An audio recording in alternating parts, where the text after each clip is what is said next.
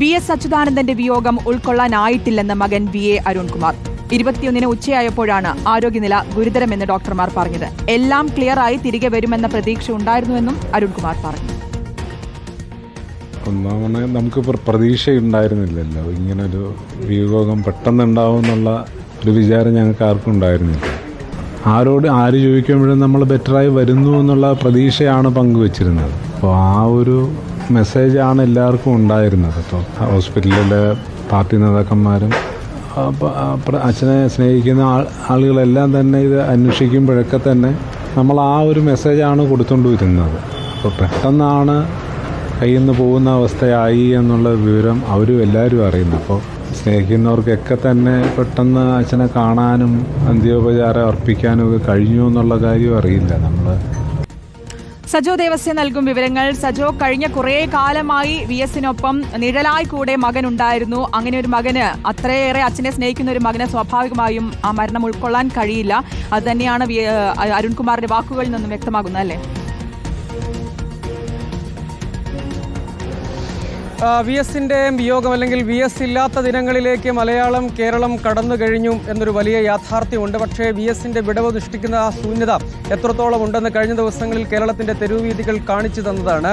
VSന്റെ മകൻ VA അരുൺകുമാർ വളരെ വൈകാരികമായാണ് പ്രതികരിക്കുന്നത്. അദ്ദേഹം ഫേസ്ബുക്കിൽ പങ്കുവച്ച കുറിപ്പാണെങ്കിലും അദ്ദേഹം നമ്മളോട് പ്രതികരിച്ചപ്പോഴാണെങ്കിലും അതിവൈകാരികമായാണ് അദ്ദേഹം പ്രതികരിച്ചത്. ആ വിയോഗം യഥാർത്ഥത്തിൽ ഉൾക്കൊള്ളാൻ കഴിഞ്ഞിട്ടില്ല. ഇനി അത് എത്ര സമയമെടുക്കും അംഗീകരിച്ച് തുടങ്ങാൻ എന്ന ഒരു ചോദ്യമുണ്ട്. അപ്പോൾ അദ്ദേഹം പറയുന്നത് തിരുവനന്തപുരം മുതൽ വലിയ ചുടുകാട്, ഇവിടെ അദ്ദേഹത്തിന്റെ സംസ്കാര സ്ഥലം വലിയ ചുടുകാട്ടിലേക്ക് എത്തും വരെ ജനസമുദ്രത്തിന് സാക്ഷിയാകാൻ കഴിഞ്ഞു.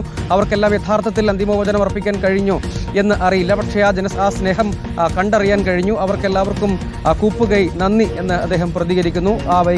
ഒപ്പം വൈകാരികമായി തന്നെ അദ്ദേഹം ഓരോ കാര്യങ്ങളും ഓർത്തെടുക്കുകയാണ്.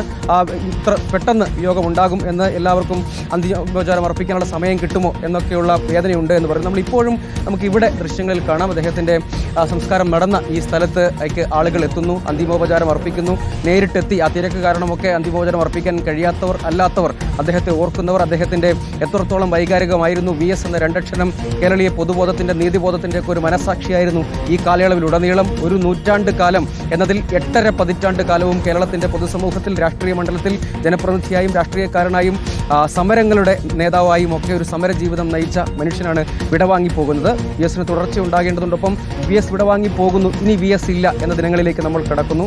ആ യാഥാർത്ഥ്യം എത്ര ശൂന്യതയും വിടവും സൃഷ്ടിക്കുന്നുണ്ട് എന്നതിൻ്റെ തെളിവുണ്ട്. ഓരോ സമയവും ഇവിടെ പുലർച്ചെ മുതൽ ഇങ്ങോട്ടേക്ക് ഒരുപാട് ആളുകൾ ഓരോ സമയങ്ങളിലായി ഒഴുകിയെത്തുന്നവർ പൂക്കളർപ്പിക്കുന്നു, പുഷ്പാർച്ചന നടത്തുന്നു. മകൻ അരുൺകുമാറും VSന്റെ മകളും ഒപ്പം കുടുംബാംഗങ്ങളും ഒക്കെ ഇവിടെ വന്ന് രാവിലെ അന്തിമോപചാരം അർപ്പിച്ച് അവർ പുഷ്പാർച്ചന നടത്തി. സമാനമായി കേരളത്തിന്റെ വിവിധ ഭാഗങ്ങളിൽ നിന്ന് ധാരാളം മനുഷ്യർ ഇങ്ങോട്ടേക്ക് ഒഴുകിയെത്തുന്നു. അവർ ഇടവിട്ട സമയങ്ങളിൽ ഇങ്ങോട്ടേക്ക് എത്തി അന്തിമോപചാരം അർപ്പിക്കുന്നു. അപ്പോൾ VSന്റെ വിടവ് എത്ര വലിയ ശൂന്യതയാണ് സൃഷ്ടിച്ചിരിക്കുന്നത് മകന്റെ വാക്കുകളിലുണ്ട്. അപ്പോൾ ഇവിടെ കാണുന്ന മനുഷ്യരിലുണ്ട്. ഈ കഴിഞ്ഞ ദിവസങ്ങളിൽ കേരളത്തിന്റെ തെരുവീഥികളിൽ VSന് വിട നൽകാനെത്തിയ ജനസമുദ്രത്തിന്റെ വൈകാരികമായ വികാര വായ്പകളിൽ നിന്നും മുദ്രാവാക്യങ്ങളിൽ നിന്നും ഒക്കെ നമ്മളത് വായിച്ചെടുത്തതാണ്. അങ്ങനെ VS കേരളത്തിന് ആരായിരുന്നു എന്നതിൻ്റെ തെളിവുണ്ട്. VSന് തുടർച്ചയുണ്ടാകണം എന്നാഗ്രഹിക്കുന്ന അനേകം മനുഷ്യരുണ്ട്. ഒരുപാട് മനുഷ്യരെ ഹൃദയം കൊണ്ട് കീഴടക്കി ആ സ്നേഹവായ്പകൾ അനുഭവിച്ചാണ് VS വിടവാങ്ങിയത് എന്നത് നിസ്തർക്കം. അതിപ്പോഴും വലിയ ചുടുകാട്ടിലെ ആളുകളുടെ വരവിൽ നിന്ന് നമുക്ക് വായിച്ചെടുക്കാൻ കഴിയുകയും ചെയ്യും.